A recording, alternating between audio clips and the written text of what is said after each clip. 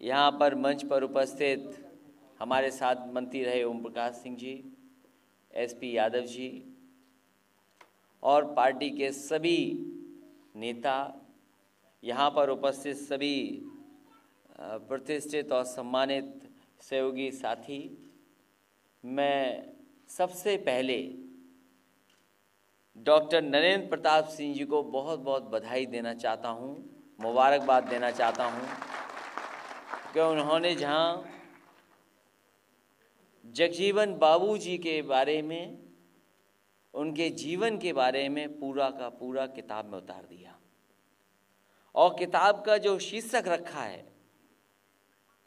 संघर्षों का जीवन जगजीवन, संघर्षों का जीवन जगजीवन, इससे अच्छा कोई टॉपिक किताब का नहीं हो सकता था जो आपने ढूंढ करके निकाला है। जो साथी इसको पढ़ेंगे,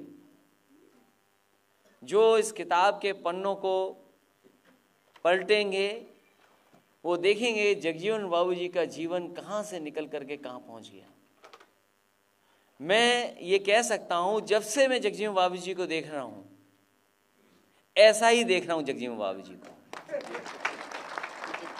और जो साथी उन्हें शुरुआत से देख रहे होंगे वो भी इस बात को कहते होंगे कि जगजीवन बाबूजी में कोई बदलाव नहीं आया है।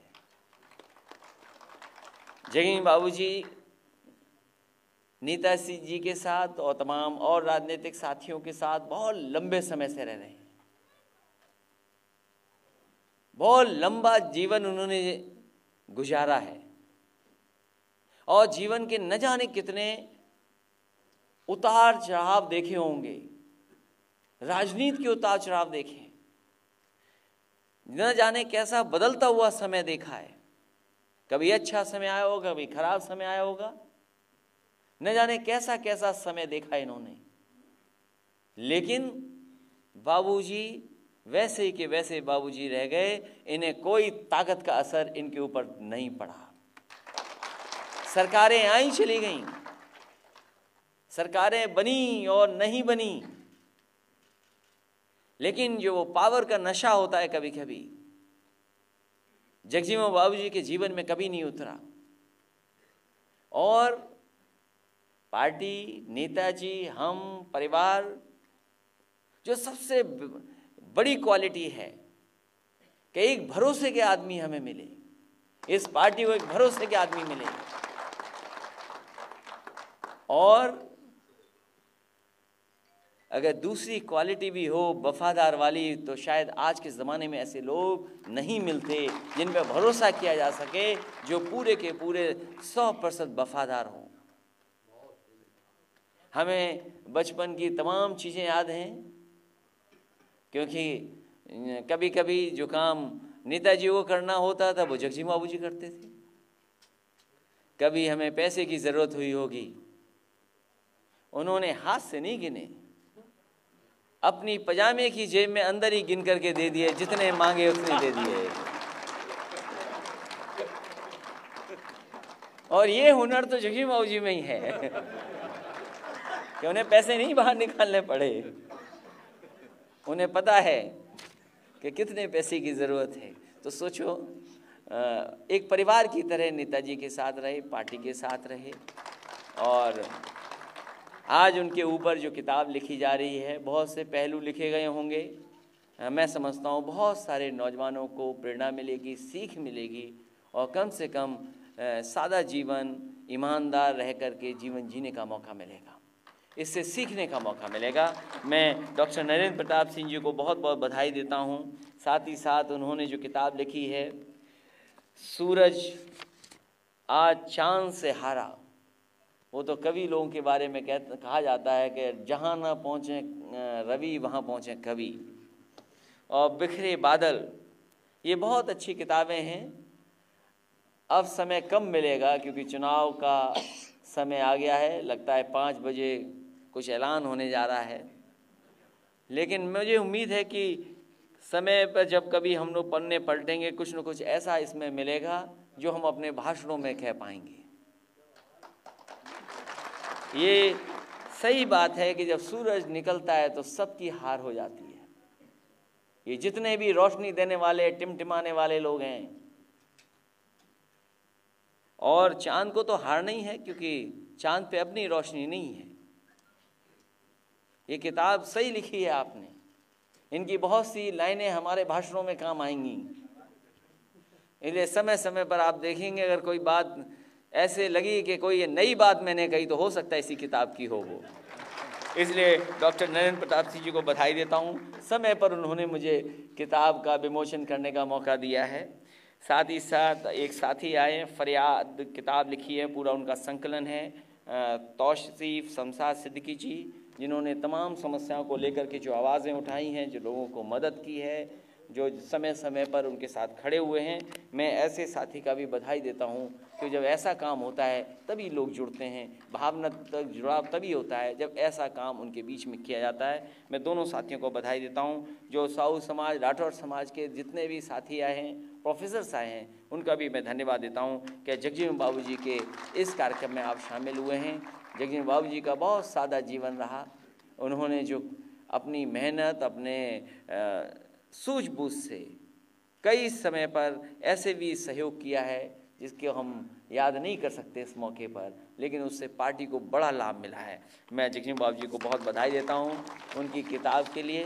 हालांकि जब कभी हमें किस्से कहने का मौका मिलेगा जगजीवन बाबू जी का, वो अलग तरीके से किस्से कभी किसी और मौके पे कहे जाएंगे, लेकिन जगजीवन बाबू जी जैसा आदमी मिलना मुश्किल है जिसने इतना जीवन पार्टी को दे दिया हो, और इसीलिए एक छोटा सा सम्मान दे पाए, सदन में पहुंचाने का हम लोगों ने काम किया। और कंपटीशन पॉलिटिक्स कहाँ नहीं है। अगर एसआरएस जी पहुंच जाए सदन में, तो जगजीवन बाबू जी क्यों ना जाएं। इसलिए जब एसआरएस जी भी सदन में पहुंच गए, तो हमारे जगजीवन बाबू जी भी सदन में पहुंच गए। इन्होंने जो काम किया है, जो संघर्ष, जो मेहनत इस उम्र में भी कर रहे हैं, अपने समाज को जोड़ने का जो काम कर रहे हैं, ये बहुत ही बड़ा काम कर रहे हैं, जिससे पार्टी के संगठन और पार्टी को लाभ पहुंचा है। मैं बहुत बहुत बधाई देता हूं।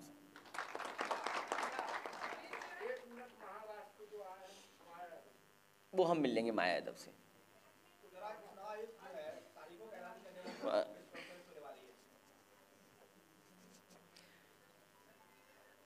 5 बजे सुनने में आ रहा है, आप ही के माध्यम से हमें भी जानकारी मिली है।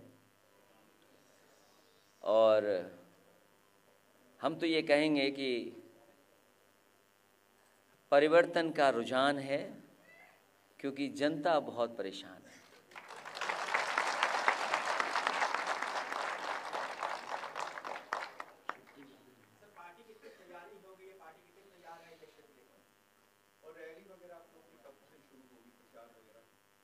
हम ये चाहते थे कि और लोग रैली कर कर के थक जाएं, तब हम लोग प्रचार करें।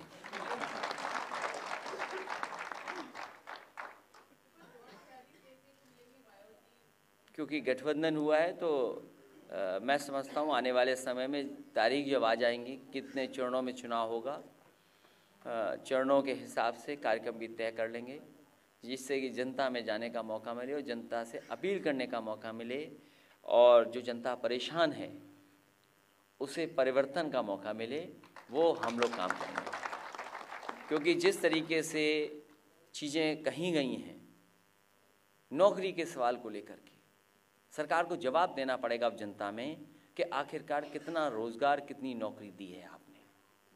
अब सरकार को इस बात का भी जवाब देना पड़ेगा कि किसानों को कितना लाभकारी मूल्य उनकी फसलों को मिला है।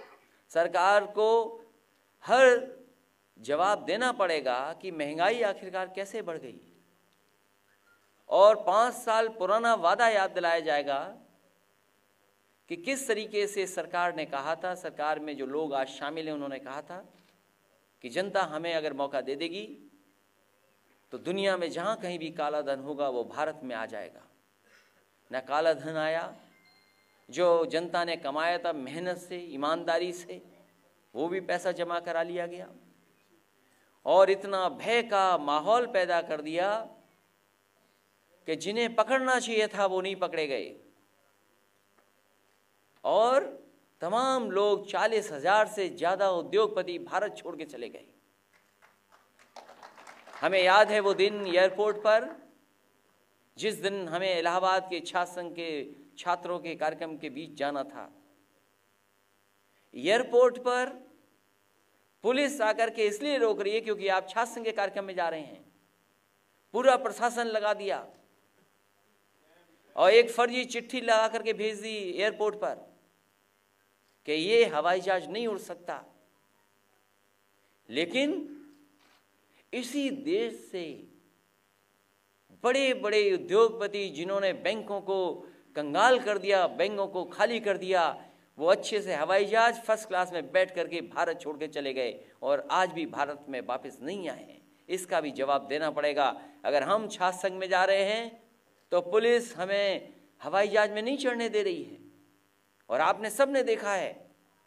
तो आखिरकार जिन्होंने बैंकों को खत्म कर दिया वो हवाई जहाज में बैठ करके कैसे चले गए, इसका जवाब भी भारतीय जनता पार्टी के लोगों को जनता में देना पड़ेगा। और फिर समाजवादियों ने तो काम किया है।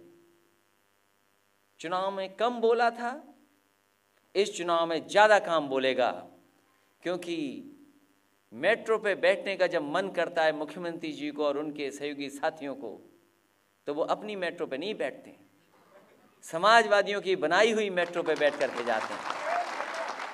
और क्या, हम तो जानते हैं साथियों, ये कैमरा किसी से झूठ नहीं बोलता, कैमरा झूठ नहीं बोलता। मुख्यमंत्री जी नहीं बोल पाए कि ये मेट्रो उन्होंने बनवाई है। यही समाजवादियों की सबसे बड़ी जीत है।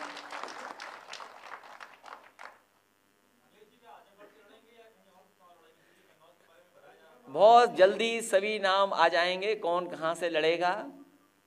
मुझे खुशी है कि समाजवादी पार्टी ने कुछ प्रत्याशी घोषित किए हैं, जल्दी और घोषित कर दिए जाएंगे, लोगों से राय लेकर के, लोगों के सुझाव लेकर के।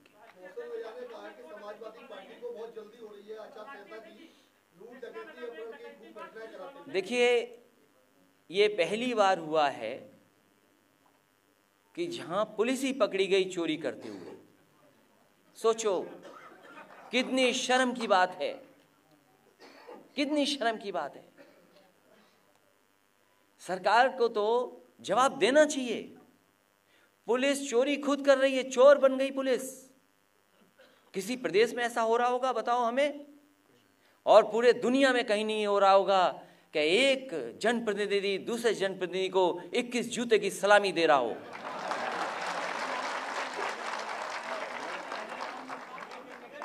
हमें कोई एक जगह बता दो कि जहां पर 21 जूते की सलामी दी जा रही हो।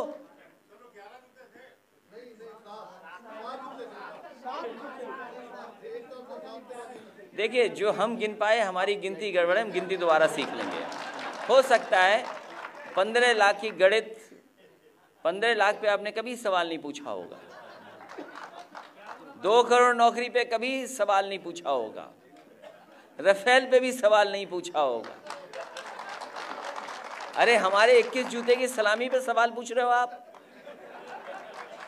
और अगर वहां पर लोग नहीं रोकते